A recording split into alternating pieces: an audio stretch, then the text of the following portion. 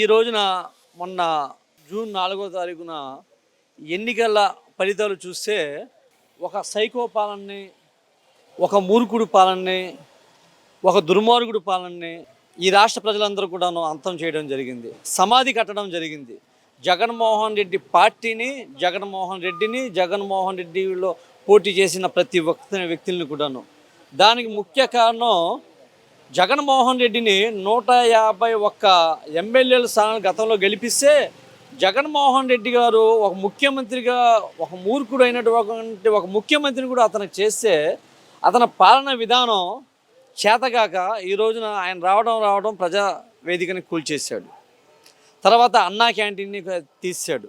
అలాగే దళిత SC, ST, BC మైనార్టీల మీద దాడులు, దౌర్జన్యాలు, లైంగిక వేధింపులు, హత్యలు, హత్యాకాండాలు, నేరాలు, ఘోరాలు, భారాలు, మోసాలు, శిరోమండలాలు, మూత్ర విసర్జనలు కూడాను ఎస్సీల మీద, బీసీల మీద, మైనార్టీల మీద, ఓసీల మీద, అన్ని వర్గాల ప్రజల మీద దాడులు చేయడం జరిగింది. మరీ దారుణమైన ఇది చేయడం జరిగింది. ఒక పరిశ్రమలు తీసుకురావడం లేదు, ఒక అభివృద్ధి లేదు, ఒక సంక్షేమం లేదు. 12 లక్షల కోట్లు అప్పు చేసేసి మరి నేను సంక్షేమం చేస్తున్నాను, నేను అభివృద్ధి చేస్తున్నాను అని చెప్పి ఆ డబ్బంతా కూడాను అప్పులు చేసేసి రాష్ట్రానికి దోసుకొని తిన్నాడు. అందరూ వాళ్ళ మంత్రులు, వాళ్ళ మినిస్టర్లు, ముఖ్యమంత్రులు అందరూ కూడా. అటువంటి పాలనలో మరి ప్రజలు ఏ విధంగా బుద్ధి చెప్పారంటే మరి దారుణమైన ఇదిగా జగన్మోహన్ రెడ్డిని బుద్ధి చెప్పడం జరిగింది. మన రాష్ట్రానికి రాజధాని కూడాను లేకుండా చేసినటువంటి మూర్ఖుడు ఎవడైనా ఉన్నాడంటే ఈ జగన్మోహన్ రెడ్డి. ఎందుకంటే 3 రాజధానులు అని చెప్పాడు. 3 రాజధానులు ఎక్కడైనా డెవలప్మెంట్ చేసే దాఖలాలు కూడాను ఎక్కడా లేదు. నిరుద్యోగ సమస్యలు, ఉద్యోగాలు ఇస్తానని చెప్పాడు, ఎవరికి కూడాను ఉద్యోగాలు అంటూ ఇవ్వలేదు. అంతేకాకుండా మహిళల మీద మరీ దారుణమైన లైంగిక వేధింపులు చేశాడు. నా అక్కని ఏడిపిస్తున్నారని చెప్పి ఒక 10th క్లాస్ కుర్రోడు, అమర్నాథ్ అనే కుర్రోడు నిలదీసినందుకే అతని మీద పెట్రోల్ పోసి మరి వైఎస్ఆర్ పార్టీ శ్రేణులు అందరూ కూడా ఆయనకి పెట్రోల్ పోసి కాల్చేయడం జరిగింది. డాక్టర్ సుధాకర్ గారు కరోనా సమయంలో మాస్కులు లేదు, కిట్టులు లేదని చెప్పి అడిగినందుకు అతన్ని పిచ్చోని చేసి మానసికంగా చంపేయడం జరిగింది. అంతేకాకుండా డ్రైవర్ సుబ్రహ్మణ్యాన్ని కూడాను మరి ఎమ్మెల్సీ అయినటువంటి అతను కూడాను డోర్ డెలివరీ చేసి నీ సుబ్రహ్మణ్యాన్ని నేనే చంపానని చెప్పి ఒప్పుకున్నా సరే అతనికి రక్షించడానికి జగన్మోహన్ రెడ్డి అనేక రకాలుగా ప్రయత్నం చేయడం జరిగింది. అంతేకాకుండా డాక్టర్ బిఆర్ అంబేద్కర్ గారి విగ్రహానికి 125 అడుగుల విగ్రహానికి ఓపెన్ చేసేటప్పుడు కూడాను ఆ అనంతబాబుని పక్కన పెట్టి, దళిత ద్రోహి అయినటువంటి ఒక అనంతబాబుని కూడాను చంపేసినటువంటి అనంతబాబుని కూడా పక్కన పెట్టి అంబేద్కర్ గారి విగ్రహానికి ఓపెన్ చేశారంటే ఎంత దారుణమైన విషయం అనేది అనుకోవచ్చు. అంతేకాకుండా కొడాలి నాని కానివ్వండి, వల్లభనేని వంశే కానివ్వండి, రోజా గారు జగన్మోహన్ రెడ్డి గారు బొచ్చు పీకలేరని చెప్పి ఒక మహిళా మంత్రి అయి ఉండి కూడాను ఎంత నీచంగా మాట్లాడిందంటే ఈరోజు ప్రజలందరూ కూడాను రోజా మీద ఉండేటువంటి బొచ్చంతా కూడాను ఈ రోజున పీకేయడం జరిగింది ప్రజలు ఓట్లేసి. మరి అటువంటి పరిస్థితుల్లో కూడాను జగన్మోహన్ రెడ్డి ఒకసారి ఆలోచించుకోవాలి. అయినా సరే ప్రజలు ఒకసారి నమ్మారు. ఆయన ప్రజా సంకల్ప యాత్రలో అనేక రకాల వాగ్దానాలు ఇచ్చాడు. నేను ప్రజలకు ఇది చేస్తాను, అది చేస్తాను, నిరుద్యోగులను కూడా ఇది చేస్తాను, అది చేస్తానని చెప్పి మరి ఈ రోజున ఆయన అంత మాట నిలబెట్టుకోలేకపోయినందుకు ప్రజలందరూ కూడా అతనికి బుద్ధి చెప్పారు. ఇక జగన్మోహన్ రెడ్డికి గతం ఇంకా రాబోయే దీంట్లో కూడా అతను జైల్లో ఉంటాడే తప్ప ఇక పాలనకు కానీ అతని ప్రభుత్వం కానీ ఎటువంటి ఇది కూడా రాదు. జగన్మోహన్ రెడ్డి పార్టీని కూడాను ప్రజలు మొన్న జూన్ 4వ తారీఖున చంపేసి దానికి సమాధి కూడా చేశారు. రేపో మాపో దానికి పెద్ద కర్మ కూడా చేయడానికి కూడాను అందరూ ఉన్నారని చెప్పి ఈ సందర్భంగా తెలియజేస్తున్నాను. ఎన్డీఏ కూటమి ఇప్పుడు మనకి తోడుగా ఉంది కాబట్టి ఎన్డీఏ కూటమిలో చంద్రబాబు నాయుడు గారు కూడా ఒక ముఖ్య కీలక పాత్రగా ఉన్నారు. ఈ ఎన్డీఏ కూటమిలో ఉండడం వల్ల మనకు వచ్చే లాభం ఏంటంటే దానివల్ల ఉపయోగాలు ఏంటి? చాలా లాభాలు ఉన్నాయండి. ఎన్డీఏ కూటమి ఉండడం వలన కేంద్రంలో నరేంద్ర మోడీ మరలా ప్రధానమంత్రి గారు అవుతారు. ఈ రాష్ట్రంలో ముందుగా 2014 సంవత్సరంలో 16,000 కోట్లు మనకి లోటు బడ్జెట్ ఉండేటప్పుడు మన రాష్ట్రానికి రాజధాని లేనేటప్పుడు కూడాను అనేక రకాలుగా కూడాను మరి ఎన్డీఏ ద్వారా మన అమరావతికి 1,100 కోట్లు తీసుకురావడం జరిగింది. అప్పుడు అలా ఉంటే ఈ రోజున 2024 ఎలక్షన్లో ఎన్డీఏ ప్రభుత్వం అక్కడ ఏర్పడడం వలన కూడా మన రాష్ట్రానికి జగన్మోహన్ రెడ్డి చేసినటువంటి అప్పులకి వడ్డీలు కట్టుకోవడానికైనా ఎన్డీఏ ప్రభుత్వం మనకు ఉపయోగపడుతుంది. అంతేకాకుండా మన రాజధాని అయినటువంటి అమరావతిని మరలా చాలా వరకు కూడా డెవలప్మెంట్ చేయాలంటే కేంద్రం యొక్క అవసరం మనకి ఎంతైనా ఉంది. సహాయ సహకారాలు కూడా ఎంతైనా ఉంటుంది. అంతేకాకుండా పరిశ్రమలు రావాలన్నా, ఒక అభివృద్ధి చెందాలన్నా, సంక్షేమం కావాలన్నా, ఏది కావాలన్నా సరే ఎన్డీఏ యొక్క సహకారం మనకి ఉంటేనే కానీ, కేంద్రం సహాయ సహకారం ఉంటేనే కానీ మనకి కూడాను మన రాష్ట్రం ముందుకు వెళ్ళడానికి అవకాశాలు ఉంటుంది, ఆస్కారాలు ఉంటుంది. ఎందుకంటే తెలుగు యువతలు కూడాను ఎంతోమంది చదువుకునే విద్యార్థులు అందరూ కూడాను వాళ్ళకి ఉద్యోగాలు రావాలన్నా, పరిశ్రమలో ఏదైనా డెవలప్మెంట్ అవ్వాలన్నా సరే ఎన్డీఏ సహకారం మనకి చాలా వరకు ఉంటేనే బాగుంటుందని చెప్పి నేను తెలియజేస్తున్నాను. ఎన్డీఏ కూటమిలో చంద్రబాబు నాయుడు పాత్ర ఎలా ఉండబోతుంటారు? చాలా కీలకంగా ఉంటుందండి. ఎందుకంటే ఎన్డీఏలో ఉండేటువంటి దీనికి ఈ రోజున ఎన్డీఏలో రెండో పార్టీ, బలమైన పార్టీ ఏదైనా ఉందంటే మన ఆంధ్రప్రదేశ్లో 16 మంది ఎంపీలు గెలుచుకొని ఉన్నారు. అలాగే ఆ 16 మంది ఎంపీలు గెలుచుకొని ఉన్నారు కనుక రేపు ఎన్డీఏలో ముఖ్యమైన పాత్ర, దాంతో నారా చంద్రబాబు నాయుడు గారు ఈ 16 మంది ఎంపీల కోసమే కాదు, నారా చంద్రబాబు నాయుడు గారు అపారమైనటువంటి అనుభవం ఉండే ఒక లెజెండ్.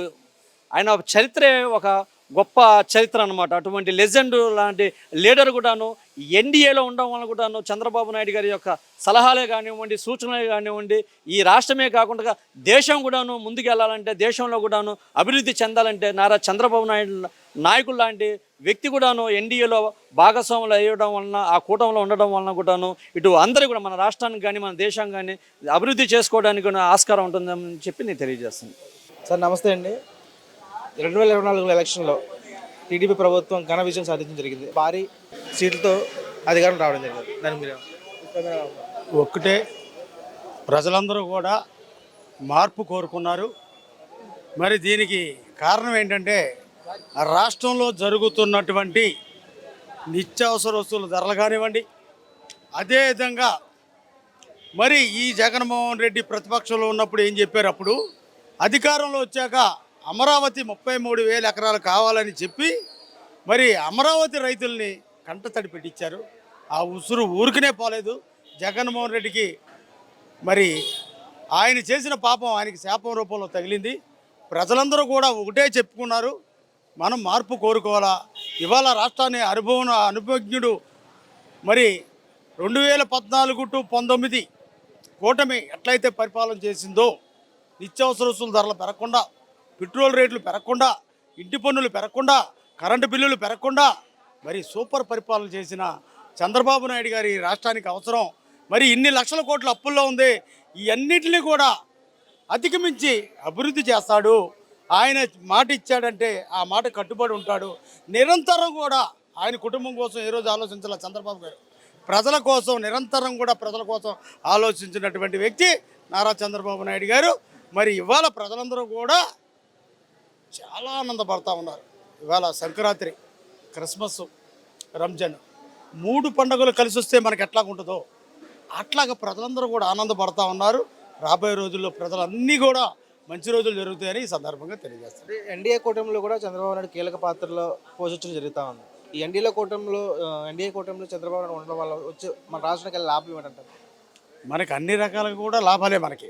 ఎందుకంటేనంటే వాళ్ళు స్టీరింగ్ కమిటీ చైర్మన్ తీసుకోమంటున్నారు, అవి తీసుకునే అవకాశాలు కూడా ఉన్నాయి. 4-3 మంత్రులు అవుతారు మనకి.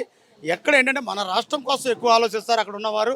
అక్కడ ఉన్నారు కేంద్రంలో అంటే ఇక్కడ మరి రాష్ట్ర ప్రజల కోసం ఆలోచిస్తూ ఉన్నారు. మన ఆర్థిక పరిస్థితి మెరుగుపరిచే విధంగా కూడా ఉంటుందని ఈ సందర్భంగా తెలియజేస్తాను. అంటే ముఖ్యంగా చూసుకుంటే కనుక మనకు ముఖ్యంగా కావాల్సింది రైల్వే జోన్ ఒకటి, అట్ ద సేమ్ టైం ప్రత్యేక హోదా ఒకటి, ఇది పోలవరం కూడా. దీని గురించి మరి రైల్వే జోను, మరి పోలవరం అయితే మరి ఇవాళ ఎన్నో రకాలుగా కూడా మనకు ఉపయోగం. వీళ్ళు ఎప్పుడో 2021 అన్నారు, 22 అన్నారు, వీళ్ళు వెళ్ళిపోయేదాకా అట్లా. రేపు జరగబోయే 5 సంవత్సరాల్లో 2-3 సంవత్సరాల్లోనే పోలవరం పూర్తి చేస్తారు ఖచ్చితంగా. కూడా ఇంతకుముందు కూడా చంద్రబాబు గారు ఒకటే చెప్పారు, సోమవారాన్ని ఆ రోజు పోలవరంగా మార్చాడు. ఆ పోలవరం రోజుగా సోమవారాన్ని మార్చడం జరిగింది. మనం అందరం కూడా పోలవరం ఎంత అభివృద్ధి చేశారో అందరం కూడా ప్రజలందరూ కూడా తీసుకెళ్లి చూసి రావడం జరిగింది.